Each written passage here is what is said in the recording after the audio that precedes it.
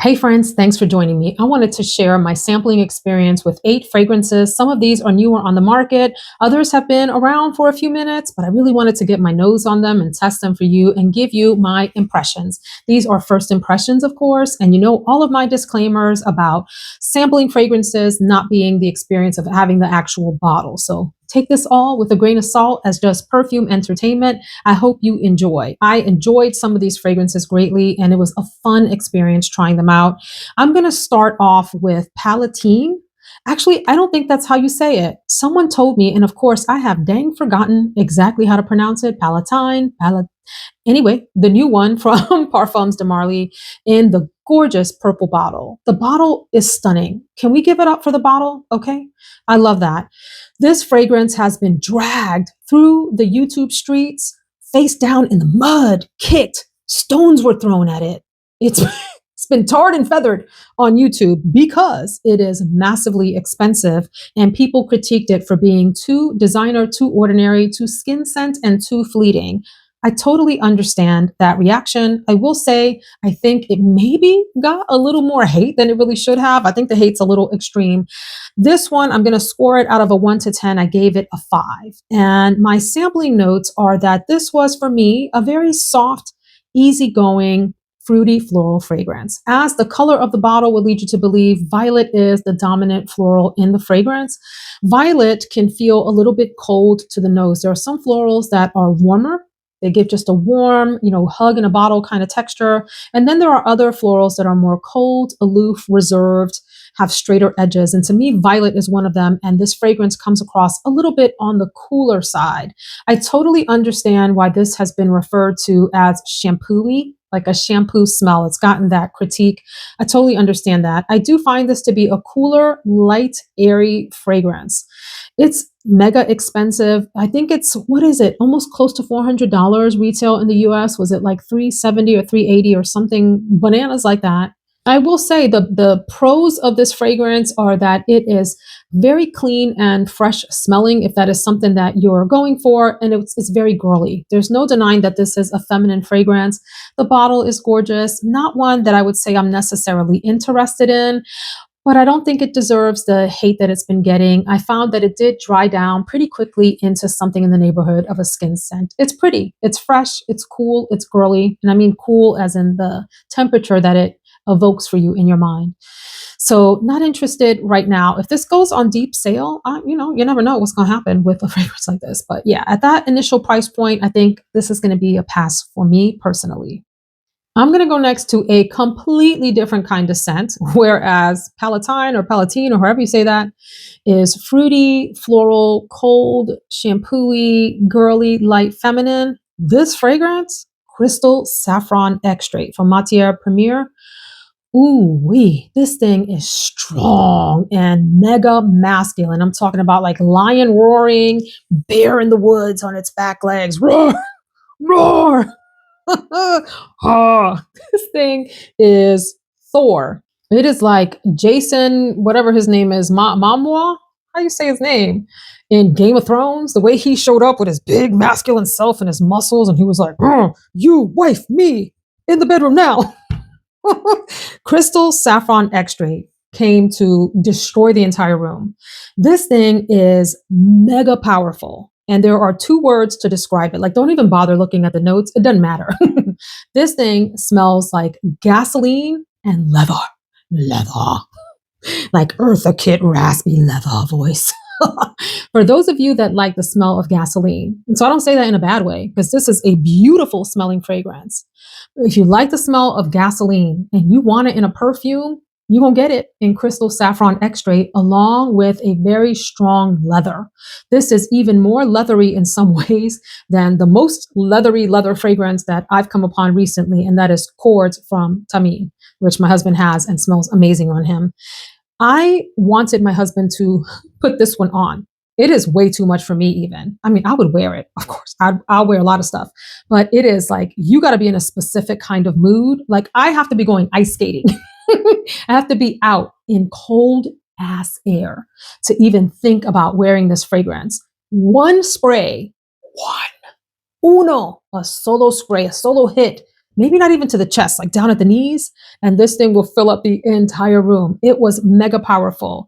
I gave this, in terms of the scent and whether I liked it or not, a 9. It is a gorgeous, a beauty of a scent, extremely strong. Like, perhaps this one gives Oud Bouquet a run for its strength, okay? Very strong. However, even though I described it as strong leather and gasoline, I wrote down the words super smooth. This is a beautifully round, complex, smooth fragrance. If you are a lover of that gasoline smell, rejoice. This one is for you for sure. Very projecting. I sprayed it on the blotter and it absolutely took over the entire room right away in just a couple of sprays. It is a powerhouse. It is powerful. It is for when you want to make power moves. If you want to show up as the apex predator in the room, you are the king of the jungle, the lion with the big roar. This is your fragrance. Ladies, if you are bold enough to wear this, you're going to stand out. Gentlemen, one spray to the stomach. Don't spray your chest, because if anybody comes up near your face, it's going to smack them. Ow. It's going to hurt. It's going to hurt them. You want to just spray on the stomach underneath your clothes. Don't spray your clothing. Okay. One hit. So yes, highly advise this for people that like the thought of a gasoline-y, leathery smell. You're going to love this.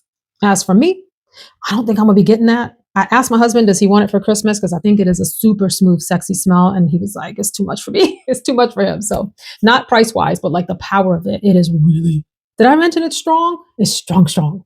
This sucker has like 600 horsepower. You know, it's like mega roaring engine. Like, wow. Let's go on. Next, I was able to try Dolce Sonata from Sospiro. The bottle is pretty, that sort of red velvety bottle with the vampire-y looking top. It reminds me of like when you have on a high stiff collar, you know, maybe like royalty or something, one of those kind of bottles. I was fully expecting to love this fragrance. So I give this fragrance a 6 out of 10, which is a good score for me. Here's the problem with this fragrance for me. So it's a no for me. Let me just be clear.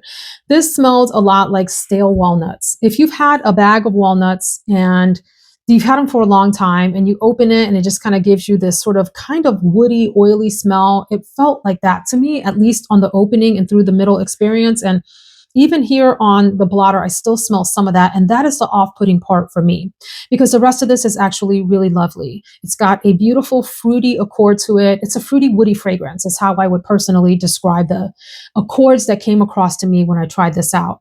The nutty part of it, that walnutty thing, maybe it's a little bit more peanut buttery, because I wrote down that it gave me Killian Black Phantom vibes. The nutty part of it kind of was in that same direction as like Black Phantom for me. That part of the fragrance bothered me. And I just, while I was sampling it, I kept giving this blotter like a little stank face going, like, are you ever going to get better? Is that part of things that I dislike going to go away? And it just never did go away. I will say my husband enjoyed this fragrance. He thought it was really nice. He sniffed it and went, that smells lovely. And then he found it intriguing. That was the word that he used, intriguing. So, you know, I don't think this is for me. There's something in it that bothers me enough to maybe pass. However, it is overall a pretty fragrance, and it's the kind of fragrance I'm trying to think. This is what I say to myself. If I got this in PR, would I want it and wear it? I think the answer is no. I think so. But if you like that idea, if you like the smell of walnuts or something like that, that kind of oily nut and a fruity, woody accord, give this a try and see if you have a different experience. The bottle is super pretty. And so, you know, maybe worth a sniff. I'm going to pass on this fragrance though. So then I've become obsessed recently, and I don't use that word lightly, but I do mean obsessed with the House of Widian. I have amassed a small collection of Widian fragrances. I think I have something like 11 at this point. These are pricey fragrances. So definitely see if you can get them on discount or use somebody's discount code somewhere. I will link these all in the description box. And if I have a code to pass along, use my code or use anybody's code. It doesn't really matter. Use somebody's code to get yourself a discount. I didn't even tell y'all the name of the dang fragrance. This is called Yasat, and I'm giving this fragrance an 8.5, which is for me a pretty dang high score.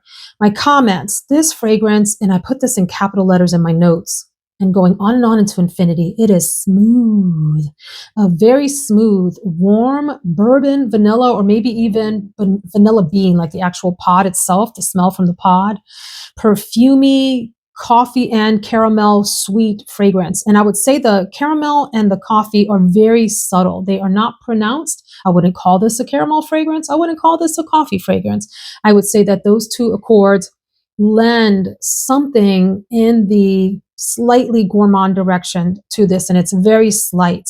This felt like a rich, opulent, decadent, cozy cashmere vanilla hug in a bottle, and not in the gourmand direction, but with gourmand touches from that coffee and the caramel. This was glorious for me. I loved it when I sampled it. It came on lovely, a little strong, but lovely. And then the way that it smoothed out and mellowed out was, I don't know, it's like when you have a really amazing, smooth liquor, like when you finally, if you've tried really harsh liquors and then you try something that's super smooth and well done, the difference of that is the difference between a fragrance like this and pretty much anything else on the market. There's just something so smooth and lovely and caressing and warm and cozy about this. Pretty unisex, but with some nice feminine touches to it that make it cozy and warm. And I ordered a bottle. I fell in love with it right away and had to have it. And so it is on the way to me and joining its Widian. It's Widian brothers and sisters. Welcome to the family, Yasat. Okay, next from Gritti is Hysterica. So this is either a hot pink or red bottle. It'll be up on the screen for you. And part of the higher line of the Gritti fragrances. When I first sprayed this out, I was like, my God, what the hell am I smelling? And what am I going to tell people about this? Because I turned my nose up at it for a second. I was like, what the heck is this? It was a little bit off-putting, like right out, like the first few seconds, but that went away pretty quickly. It was kind of like it was sharp and off-putting, and I wasn't sure, like it was jarring. It was jarring. I was like, what's happening here? But as it started to settle down, and that happens very quickly, like within seconds, it starts to settle down. What I ended up getting was this, I would call it as like a honey tuberose fragrance. So a sweet tuberose with this soft woody dry down. It was really, really glorious in the dry down. There was something nutty in the middle of this to me too, like a creamy nuttiness, not like stale walnuts, like I said for Dolce Sonata. Something lovely and creamy and nutty in the middle. I like this a lot in the middle and in the dry down. I found it to be warm. It was very creamy. I found it luxurious smelling. I think the bottle is really pretty. This is like a luxury tuberose, sweet, honey, perfumey fragrance. I could see myself feeling very sexy wearing this fragrance. It really bloomed on the warmth of my skin. I would say on the blotter, it stays a little bit different. There's something on the blotter that remains slightly, I don't know, maybe a little bit weird to some people. It still smells nice. But where it really shined is on skin, where it bloomed and became warm and luxurious and super duper sultry and sexy. So this gets a big thumbs up from me. I rated it an 8, but hearing my description, maybe it should have been a 9. So this is probably a yes for me, and it is on my wish list for my birthday. I also have fragrances like Gourmand Coquin. I have Le Lion from Chanel on there, and a few others that I'm planning to indulge in January when my birthday rolls around. This one may be part of that. Next up is Red Keela Split. Or is it? Yeah, Split from Fomowa, Paris. There was it Panaco or Panaco Taha or whatever that came out this summer. It was like a pineapple-y something or other fragrance that I did not like at all. It was very off-putting for me. I thought it was foul. So I reluctantly tested Red Keela Split, thinking it was going to be just as foul. And I gotta tell you, I gotta eat my words about this house. This one here is so pretty. This one I rated a 7.5, and maybe it would be a little bit higher if I got to like test the full bottle. My description is that this was a very creamy, super creamy, luxurious, citrusy banana ice cream in the opening. So if you've been dreaming of a banana fragrance, this might be one to get your nose on. In the dry down of this fragrance, it does stay creamy, but you do end up getting a more light fruitiness from some of the other notes in the fragrance, a slight bit of saltiness. Like, have you ever had ice cream that is both sweet and a little bit of salt in it? Salty, it's kind of sweet and salty. Can we pause for 1 second? Boom. Because I think this ice cream is discontinued. Has nothing to do with perfume, but that just made me think about Chubby Hubby ice cream from Ben & Jerry's. Oh my God. It was like an everything in the kitchen sink kind of ice cream. It had pretzels, it had peanut butter, it had other chunky things. Oh my God. And I loved it because it was sweet and salty and crunchy at the same time. Anywho, red Keela split gets a little bit salty in the dry down along with the sweetness, which I think is actually a really good thing. It keeps the fragrance interesting. And there's more of a woodiness that emerges in the dry down, but you still get that like banana scent throughout the whole thing, like a creamy banana scent. It's more pronounced in the opening, granted. And as it starts to settle down in the middle, and it gets softer in the way deep dry down, but it's still there. And so this is a really lovely fragrance. I don't want to add this to my collection right now because I'm not in the market, if you will, for banana fragrance. If you are, I would say it is absolutely full bottle worthy, worth checking out. Really good. Even here on this blotter. And this has been in play for over a day and a half now. I think it's maybe 36 hours old. It still smells really good and creamy and delicious on here. So Red Keela Split is a big thumbs up. I'm going to round out with two LK fragrances that I don't think are newer. I haven't looked up the year that they were made, and that's not really important, but I wanted to share my thoughts on these with you. The first is Lettre de PUSHKAR, Lettre de PUSHKAR, something like that. This fragrance was a pleasant surprise. Because it was so hyped up, I was like, do I really want to test that? Everybody is raving about it. And I kind of like sometimes become averse when something is overly hype averse to it. But I went ahead and tried this out. I tried Orchid K. Is that what it's called? There's something orchid in the name from LK, and I really liked it. And so I got intrigued with the house. Anyway, I gave this fragrance a 7 and described it as this soft, gentle. Gentle is the key word here. There was something really sort of, again, to use the word smooth about this fragrance. Soft, gentle, sugared rose. Love that part of it. And it has hints of spiciness and saffron in the fragrance. In the dry down, the saffron became a little bit more dominant and stepped forward more, and the rose sort of stepped to the side and accompanied the saffron, if you will, instead of being the primary player. It is the opening of this fragrance that I loved the most. It was glorious, sweet, subtle. There was something caressing about it. I described it as like roses on silk. Oof. And so this is a fragrance that I would be interested in a full bottle of. However, I have some really beautiful rose fragrances that I'm paying more attention to right now and I want to give my full attention to those, including Pavilion from Andrea Mack, New York Fifth Avenue from Fragrance Dubois, and some others that are just really fantastic that I want to wear more before I add another rose fragrance to my collection. But this will be a really great contender. Beautiful. And then I'm going to end with maybe one of the most pleasant surprises. So a few of you have mentioned this to me. I think Jill in Arizona. Hey, girl, hey. I think you mentioned it. You mentioned that you have a travel spray of it. And I want to say it was either Catherine. Actually, I have two Catherines. Catherine with a C and Catherine with a K. Maybe one of you mentioned this. And it's called, help me with the pronunciation here, Reflet sur l'Okavango. Oh, what a name. And of course, I think about the Okavango Delta in southwestern Africa, in the lower part of the continent, the southern part of the continent, excuse me. So I gave this fragrance an 8 on try, and it very much deserves this. I was surprised. Here's why, because I read so many wonderful reviews about how amazing this fragrance was that whenever I read reviews like that, I temper my expectations. Because you can get really disappointed hearing everybody else rave about it, and then maybe you don't have the same experience, right? So I'm like, all right, just set your sights low on this one. But I have to say it was really quite a beautiful experience in that it's a floral that has this nostalgic feeling like you've smelled it before. And at the same time, it is extremely unique in some ways that are really hard to pinpoint. I described this in my notes as having this warm, solar floral feel. It was reminiscent of something to me. So years ago, back in 2004, I took a group of students to South Africa, different than the Okavango Delta, but this fragrance, because I was thinking of the Okavango Delta and animals that live there and how beautiful it would be to see that. Look, pause. Years ago, there was this series on, I forget what channel. Maybe the channel, was there a Planet channel or Discovery Channel or something? I know there was a Discovery Channel, but some channel that was science focused. And there was a beautifully made series called The Planet. I think it was.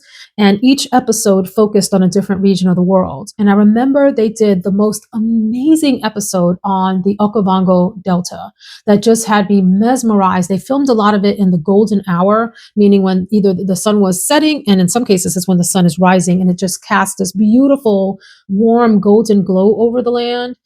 And they would show herds or groups of animals making their way across the delta and the rivers and all of this, the landscape there. And I fell in love with that episode. It left this sort of like indelible print in my mind. So anyway, the fragrance then reminded me of my own experience in South Africa with that group of students. And in particular, we did a number of safaris. We did jeep safaris, and then we did an on-foot safari that was a lot like a walkabout experience, where we went with a guy that he had a rifle. He only had one rifle, one guide with one rifle. And we all went single file. Or maybe there was a guide on the back of the line with a rifle also. Maybe there were two guys with two rifles. Anyway, and then me and the students in the middle, single file, and we went out on the savannah. And there were no major predators on this reserve. So there weren't lions out there, okay, that were going to charge at us or anything. But still, there were animals that were big and intimidating. Why am I going into all that? The point that I'm making is that this fragrance reminded me of the feeling of being out there. There was something freeing about being out on this big, wide open savannah with all of these beautiful landscape, amazing herds of animals coming through. And there was this like smell in the air that was warm and enveloping, slightly, like ever so slightly dusty, but warm. So the main note in here, I think it's an acacia note, if I remember what I read, but it's a warm, almost soapy smelling floral. And I just couldn't get enough of it. And that's all I can say about it. I remember just sniffing and thinking, this is a magnificent, simple but magnificent fragrance. So I love the name of it. Let me look up what it means. Okay, Google is doing me dirty. I thought that was a French word, reflet, and I'm getting that it's an English word that means brilliance or luster, like shining on something, like a metallic luster. And so now I'm all confused because is it like luster south of the Okavango? Wait a minute. Ew. I had this same problem with sur la plage. If you remember from Veronica Bay, and somebody told me that sur means on, like on the beach. So reflet, brilliance on the Okavango, luster on l'Okavango. I don't even know. Whatever. I think about the Okavango Delta and the light, the beautiful light that I saw on the planet, that show. Anyway, all of that to say that this fragrance is magnificent, and I think I need it. I think I need it. So I'm going to add it to my birthday wish list as well, just for the sort of like nostalgia, the way that it makes me reminisce about the beauty of that trip that I took years and years ago to South Africa. Different part of sub-Saharan Africa, but nonetheless a similar sort of feeling that I get. All right, friends, those are the 8 fragrances. I have more samples on the way coming, including, I want to smell the new, whatever the heck that's called, vinyl lacquer? Is that what it's called from Tom Ford? The vinyl fragrance. Lacquer? Whatever, that one. And a few others, and we'll do another review of those when they arrive. I've also either already have a video out or I'm going to put a video out of Prodigy and Mentor from Mind Games. These were sent to me by So Avant-Garde to review for you all, and I can't wait to share my thoughts on these. Take care, friends.